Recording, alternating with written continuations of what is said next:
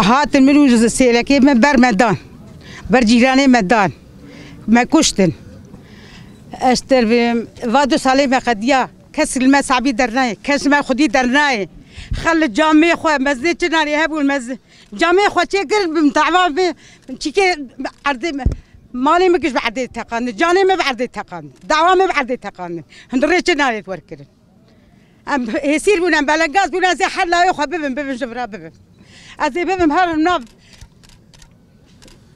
دولتها كاز ما صعبي درناي كاز ما خدي درناي كاز نابي هم برشيني كاز نابي بدنا خوشي ما انا هر لا خوشي ما بدنا ربي شوان بتبات سنه وقوراجي دبي بسلمانتيه دريت ناري داي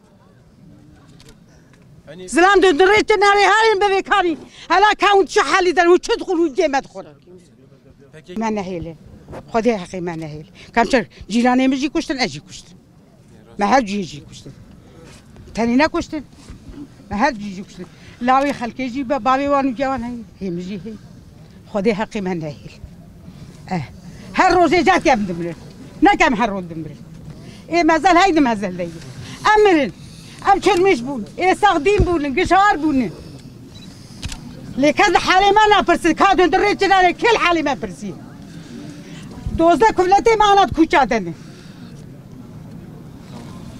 كز ما صعبي درناي كز ما خدي درناي باب كتي قوماي نهاي نتني وكسر المس شيء درناي زلام تنن دريت جناني زلام تنن خدي تعالى بسر إيك بسبب ما خديت بسر وان بكره خدي حقي وان بدوان بحكي أنا بخوا ما جربوني بالله من ما جربوني هو بكلتي واني بينا بخاري نابه بكري نابه بيشي نابه كذا حالي ما نفسك أندر خو بتشير أندر أم دويك حقوقي ما باي أندرن شيكي الزرجي أندرن فطوري الزرجي أم دوي فطوري ما بان دوي بتوبابي خبره نشيرين yeğenim ile kardeşim şehit oldu. Ondan sonra hani bilmiyorum hani diyecek kelime bulamıyorum. Çok üzüldük. Yerini dolduracak kimse yok. Ya çok büyük. Yani düşündükçe zaten insan kendini toparlayamıyor. Çok üzülüyoruz. Yani yapılacak bir şey yok. Nefret ediyorum onlardan, nefret ediyorum onlardan. Lanetliyorum onları. Allah belalarını versin. Lanetliyorum onları. Lanetliyorum.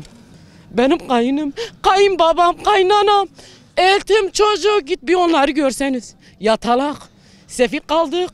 Her taraftan. El uzatan yok. Ne oldu bize? Ne oldu? Elimde olsa var ya hepsini öldürürüm. Ama elimde hiçbir şey yok. Geçen yıl biliyorsunuz olayın ilk anda duyduğumuz anda buraya geldik. Burada yani bir insanlık suçu işlenmişti. Bu lanet terör örgütü hedef gözetmeden bak burada bakarsanız 1 yaşındaki bebekler var, sivil vatandaşlar var. Terör öyle bir lanetli olan bir şey. Bilin ki buradaki vatandaş bilsinler ki tek terörist kalıncaya dek bu mücadele devam edecek. Allah'ın izniyle en kısa bir süre içerisinden devletimiz güçlü. PKK terör örgütü ülkenin gündeminden çıkarmaktan kararlıyız Allah'ın izniyle. 2 sene önce bu kamyon bomba patladığı zaman benim evim şu karşıda, burada. Gece saat 11.30 sıralarında ben evdeydim. İlk patlamayla sivil olarak ilk yetişen ben oldum buraya. O an ne gördünüz, ne hissettiniz? Çünkü buralardaki binalarda hiçbir tane binada sağ kalan cam, pimapen kalmadı. Bir kamyonet bomba patlatıldı. Bina tamamen alev almıştı. Yetiştiğim anda itfaiyeyi aradık. Yani itfaiyenin bir an evvel gelip o ateşi söndürmesi için. Fakat maalesef itfaiye 5 dakika geleceği yerde yarım saat sonra ulaştık buraya. İtfaiye 1 kilometrede yok, 500 metre ileride. yarım saat sonra ulaştı. Şu andaki karşıda gördüğümüz bu şehitler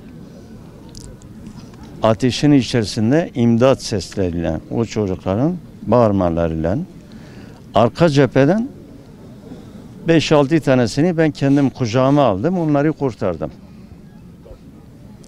Fakat binanın içerisine girmek için itfaiye geldikten sonra da maalesef